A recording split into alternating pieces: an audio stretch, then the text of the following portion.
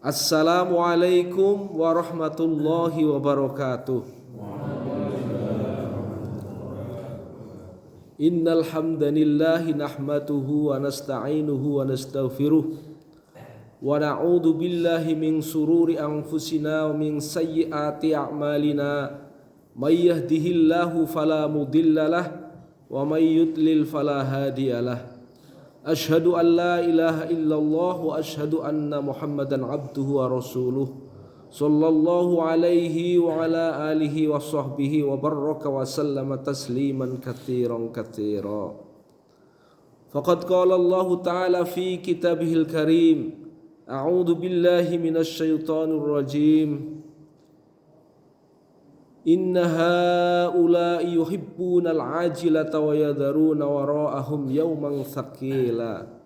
Wa qala an-nabiyyu sallallahu alaihi wasallam, man khafa adlaj wa man adlaja balaghal manzil. Ala inna sil'atallahi ghaliyah, ala inna sil'atallahil jannah. Sadaqallahul adzim wa sadaqa rasuluhun nabiyil karim wa nahnu ala dzalika minasy syahidin wasyakirin walhamdulillahi rabbil alamin. Amma ba'd. Hadirin sidang jamaah salat subuh Masjid Al-Lafali rahimani wa rahimakumullah. Bersyukur kita kepada Allah Subhanahu wa taala karena pada pagi hari ini Allah Subhanahu wa taala menunjukkan tanda cinta dan kasih sayangnya kepada kita. Karena apa? Allah Subhanahu wa taala telah membangunkan kita dari kematian kita yang sementara. Karena tidur adalah saudaranya mati. Yang kedua, kita bersyukur karena kita sekalipun masih di dunia, tapi kita masih berpikir tentang akhirat. Buktinya kita bisa hadir menunaikan sholat berjamaah dan dilanjutkan dengan perbincangan kita tentang iman dan amal sholih. Hadirin rahimani rahimakumullah, perkara dunia wajar. Setiap orang itu senantiasa mengejarnya, karena pertama orang langsung merasakan, yang kedua orang langsung melihat dan merasakan. Bagaimana dengan perkara akhirat? Tidak kelihatan oleh mata, tidak langsung merasakan azabnya neraka, tidak langsung merasakan nikmatnya surga. Jadi orang yang memikirkan akhirat sesungguhnya hanya orang yang memiliki keimanan. Dan itulah bedanya iman, ya, yang meyakini perkara-perkara yang tidak nampak dengan perkara-perkara yang dohir, yang nampak oleh mata, yang langsung dapat dirasakan. Dan itu sekaligus menjadi pembeda antara orang-orang yang memiliki visi iman dan visi dunia. Orang yang memiliki visi dunia, dia akan melihat sesuatu dengan pandangan dunia. Misalnya, kalau orang melihat mobil, apa yang terfikir dalam pikiran kita? Apa yang tersirat dalam pikiran kita? Coba saya ingin tahu, ketika kita ingin melihat mobil, apa yang tersirat dalam pikiran kita? Mungkin pertama, bagus, mewah, keren. Ini kalau dinaikin, banyak orang yang suka, ya. Kemudian yang kedua, cepat. Ini mungkin kalau dibawa ke tempat yang jauh, ya akan segera sampai, kan gitu ya. ini mungkin harganya mahal gitu ya. Wah, ini awet, bahannya dari bahan-bahan yang orisinil ya. Bahan-bahan langka yang didatangkan dari luar negeri. Itu pandangan-pandangan dunia. Pernah nggak kita melihat mobil, wah mewah, nanti hisabnya berat ini. Hisabnya itu berat. Dari mana uang yang dipakai, kemana dia gunakan mobil itu, kan gitu ya. Kan kalau untuk akhirat pertanyaannya dua, dari mana itu uang berasal, kemana dibelanjakan, kan gitu ya.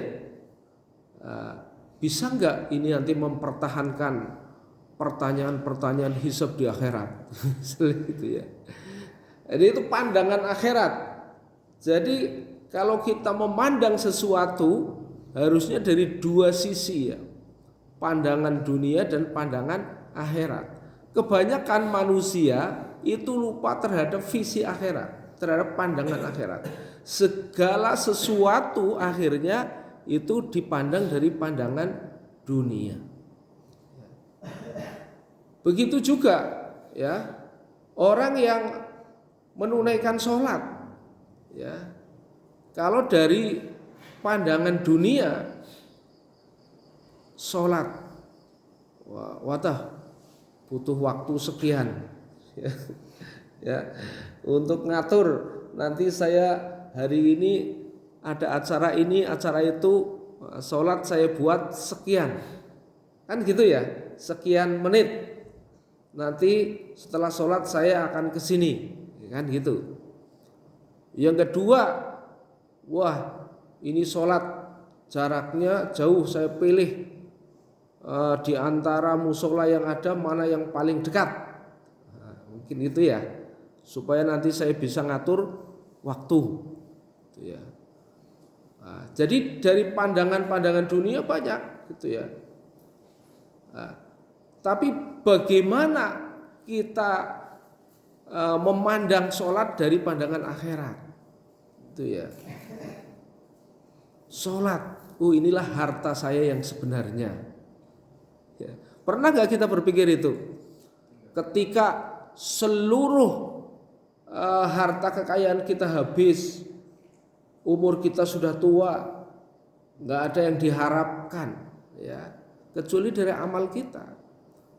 Ketika kita memandang sholat, ini sesungguhnya harta kita yang sesungguhnya. Ketika tubuh kita hancur di dunia, habis, tidak ada yang diharapkan, sholatlah yang akan menolong saya. Inilah sesungguhnya penyejuk mataku. Bagaimana sholat itu sedang menghadap kepada Allah. Inilah sesungguhnya cara kita menyelesaikan semua permasalahan. Jadi kalau orang memandang dengan pandangan akhirat ya, maka dia akan memiliki suatu kesimpulan bahwa suatu amal soleh itu sangat penting gitu ya. Dan oleh karenanya dia tidak berani meninggalkan, tidak berani menyepelekan. Karena apa? Dia memandang lebih jauh, akan memiliki harga yang sangat tinggi dan sangat mahal, dan diposisikan pada posisi yang luar biasa. Tapi kalau kita melihat dari pandangan dunia ya, maka sesuatu yang sesungguhnya amal akhirat itu menjadi amal yang sederhana, bahkan tidak memiliki makna.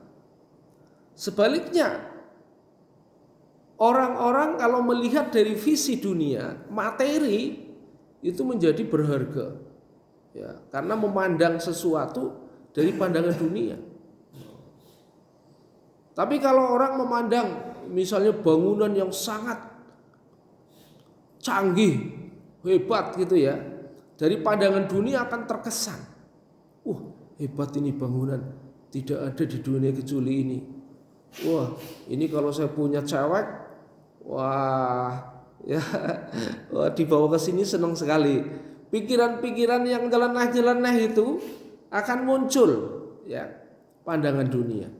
Tapi kalau pandangan akhirat, melihat bangunan yang bagus, dia akan teringat la aisha illa aisul akhirah. Tidak ada kehidupan yang lebih kekal abadi kecuali kehidupan akhirat. Kemudian melihat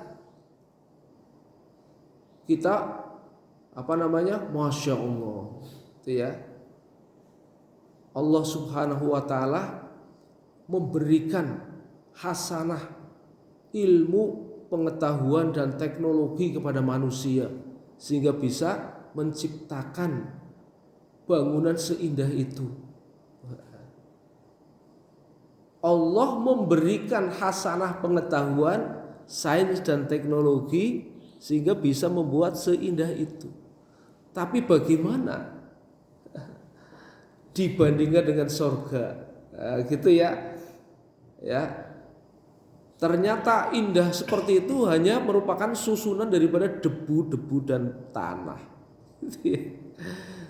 Jadi kita akan memandang dunia yang kelihatannya dituhankan oleh manusia, dibesar-besarkan, diagung-agungkan. Kesannya menjadi, kalau urusan akhirat, kalau kita visi akhirat, ya kesannya menjadi tidak sesuatu yang menjadi asar dalam hati, tidak akan dimasukkan ke dalam hati.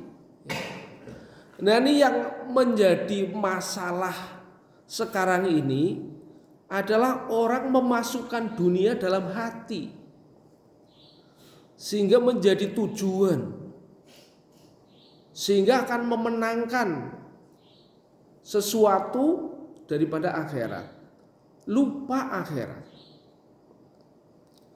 Inilah yang dikatakan oleh Allah, inna haula'i yuhibbunal ajilata. Sesungguhnya mereka itu mencintai sesuatu yang ajilah, sesuatu yang cepat, sesuatu yang harus segera, sesuatu yang sekarang, ya. Sesuatu yang di dunia ini yuhibbunal ajilat wa yadaruna wara'ahum yauman sakila, dan mereka meninggalkan akhirat, meninggalkan perkara-perkara berat nanti di hari akhirat. Jadi perkara-perkara yang sekarang menjadi permasalahan kita semuanya, ya, kita memandang sesuatu hanya dari sebelah mata, dari pandangan dunia atau visi dunia. Ini yang sangat berbahaya. Harusnya kita memandang dari kedua visi dunia, visi akhirat, sehingga kita dapat mencapai kehidupan dunia yang baik, tapi tidak masuk ke dalam hati kita. Kalau dunia sudah masuk ke dalam hati kita, maka sangat berbahaya. Karena orang itu kiblatnya nanti dunia. Kalau orang kiblatnya sudah dunia, dia sudah lupa akhirat. Bahkan nanti pada tingkat dosa itu sudah lupa. Lah, yang penting dapat. Tidak ingat apakah perkara yang diperoleh itu membawa dosa, apalagi berefek pada akhirat. Ini Bapak Ibu yang dimuliakan Allah Subhanahu wa Ta'ala, permasalahan kita semua adalah menurunnya visi akhirat dalam setiap permasalahan, sehingga kita ibadah juga malas, sholat malas. Karena apa? Tidak memikirkan apa dibalik amal yang saya lakukan ini. Coba kalau kita selalu memikirkan sebelum kita beramal, ya, apakah amal perbuatan yang akan saya lakukan ini bermanfaat bagi saya di dunia dan bermanfaat bagi saya di akhirat. Lalu apa manfaat saya di dunia ini? Lalu apa manfaat di akhirat? Dipertimbangkan. Bila cara berpikir kita itu adalah cara berpikir dunia akhirat, maka kita akan berhati-hati untuk melaksanakan sesuatu, berbuat sesuatu.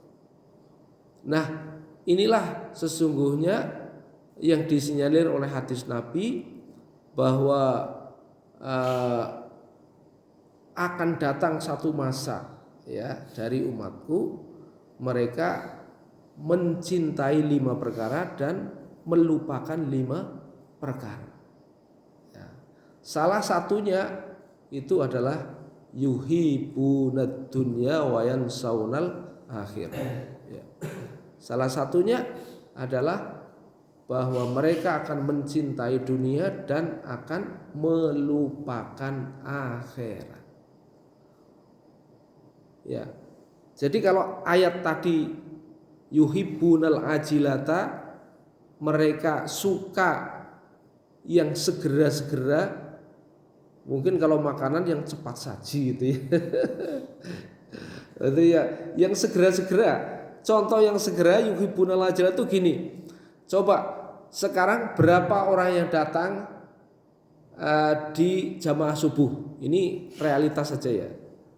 Coba kita amati, ini penelitian kecil-kecilan ya, kita amati. Mengapa orang tidak datang di jamaah sholat subuh? Ini pertanyaan besarnya. Nah, sekarang kita uji nyali. Besok pengumuman, ya. Besok diumumkan bahwa siapa yang datang sholat subuh di Masjid Al-Lafali akan mendapatkan dana sebesar 1 juta, gitu ya. Ya. Sekarang berpengaruh enggak pengumuman itu? Kalau pengumuman itu diumumkan di masyarakat, berpengaruh apa enggak? Kira-kira? Berpengaruh. Ternyata yang datang berbondong-bondong, ya. Mungkin dulu-duluan ya kan. Nah, sekarang umumkan lagi, siapa yang datang sholat jamaah subuh di Lafali akan mendapatkan pahala surga. Ya, coba ada yang datang nggak? Nggak tertarik, ya kan? Mengapa? Karena yuhibbunal ajilata. Mereka lebih suka yang cepat saji itu, yang cepat-cepat, yang sekarang. Kalau pahalanya sekarang mau, kalau pahalanya nanti nggak mau gitu. Ya. Jadi itulah namanya yuhibbunal ajilah. Katanya janji Tuhan entah kapan, tapi kalau janji setan spontan. Itu janjinya hawa nafsu, janji dunia ya. Jadi hadirin rahimani rahimakumullah, itulah yuhibbunad dunya wa yansaunal akhirah. Itu yang dimaksud mereka mencintai perkara dunia dan melupakan perkara akhirat. Mengapa? Karena visi berpikirnya adalah visi berpikir duniawiyah, bukan visi berpikir akhirat. Ya. Kalau orang memikirkan sesuatu dengan visi dunia, maka dia kecenderungannya akan memenuhi keinginan hawa nafsu. Yang paling disukai oleh hawa nafsu itulah yang dipikirkan. Nah, tapi kalau orang visinya akhirat, itu adalah sesungguhnya dia cara berpikir untuk menyelamatkan diri kita menuju keridhaan Allah. Hadirin rahimani rahimakumullah, ini yang hilang dari umat akhir zaman. Yang hilang dari umat akhir zaman adalah bagaimana orang berpikir dunia akhirat. Dua-duanya difikirkan dalam satu kesatuan. Kalau berpikirnya hanya separuh ya timpang. Nah, orang mau beli mobil, pikir visi dunia. Ini keren, oke. Ini bisa membantu perjalanan saya lebih cepat, oke. ini bisa menyebabkan saya bekerja dengan baik. Oke, di list. Tak tak tak tak. Nah, sekarang di list pandangan akhirat. Wah, ini hisabnya banyak di sisi Allah. Yang kedua, apakah saya bisa menggunakan kendaraan ini untuk kebaikan kemaslahatan umat? Oke, itu ya. Yang ketiga, ini apakah saya bisa mempertanggungjawabkan setiap pertanyaan yang Allah berikan kepada saya tentang kendaraan ini? Oke, di list itu ya. Nanti setelah di list, kita akan membuat pertimbangan. Kalau begitu apa yang bisa kita lakukan supaya setimbang. Jadi nanti kita akan mendapatkan jawaban yang setimbang. Berhati-hati ya, kalau mau beli pastikan apakah sudah dizakati. Gitu ya, mobil yang Anda belikan itu. Yang kedua, apakah nanti penggunaan kendaraan ini sesuai dengan apa yang maui oleh Allah, atau untuk foya-foya, begitu seterusnya. Nah, jadi dalam hal ini akan pasti memberikan efek dalam tindakan. Karena apa? Setiap tindakan yang kita lakukan ya, itu bukan perkara yang dibiarkan, tapi perkara yang diperhitungkan. Sehingga hitungan-hitungan Allah itu mestinya harus ada dalam hitungan-hitungan kita. Nah, inilah sesungguhnya nanti efeknya ya di dalam dohir. Orang itu, kenapa orang itu malas ngaji, malas gitu ya? Karena pikirannya dunia. Saya masih ngantuk. Habis nonton bola masih ngantuk. Besok tidak diperhitungkan lagi acara kemana. Karena apa? Ngikuti kehendak-kehendak hawa nafsunya. Tapi kalau dia ngikuti kehendak-kehendak nurani dan kehendak-kehendak Allah Subhanahu wa taala, maka dia akan berpikir, saya belum tahu umur saya sampai kapan. Setiap amal saya di dunia akan diperhitungkan. Setiap amal ada hisabnya. Apakah saya sudah melakukan sesuatu yang nanti meringankan hisab saya di akhirat? Amal yang saya kumpulkan untuk di akhirat belum cukup karena amal saya masih sedikit. Begitu seterusnya, kalau mau berpikir akhirat, maka orang itu akan ringan. Ya Allah, kenikmatan yang Allah berikan kepadaku sangat banyak, jauh lebih banyak daripada amal kebaikan saya. Seandainya nanti dihisab di hadapan Allah, bagaimana saya menjawabnya? Kalau orang mau mengorek visi-visi akhirat itu, orang akan sadar. Tidak perlu dipaksa orang lain, tidak perlu harus di ini di itu ya. Karena orang itu akan menemukan diri sendiri. Ya Allah, siapakah saya? Kan gitu. Coba kalau kita lihat manusia ini, siapa sih sebenarnya diri kita itu ya? Kita itu siapa? Kita itu makhluk yang hina, yang diciptakan dari air hina, dari air mani, yang apabila kena piring langsung disingkirkan, itu kena baju langsung dibuang di tempat kotor gitu ya. Kemudian dari situ Allah ciptakan kita ya, kemudian menjadi segumpal darah, segumpal daging, dikasih tulang, belulang, begitu seterusnya. Kita dari tanah akan mati lagi ke tanah. Kalau orang sebenarnya mau merefleksi diri sendiri. Nggak berani orang itu sombong gitu ya, apalagi lupa diri. Kita sebenarnya kampungnya itu di akhirat ya. Karena dulu Adam itu diciptakan dari surga diturunkan ke dunia, itu waktu sebentar kita akan kembali lagi.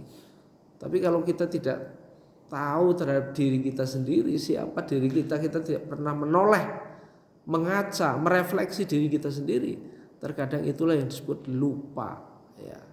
Karena visi dunia telah menguasai kita.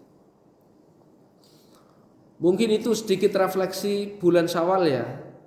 Karena terkadang bulan Syawal yang harusnya bulan peningkatan, tapi kebanyakan justru bulan Syawal adalah kembali kepada mlekoto itu ya.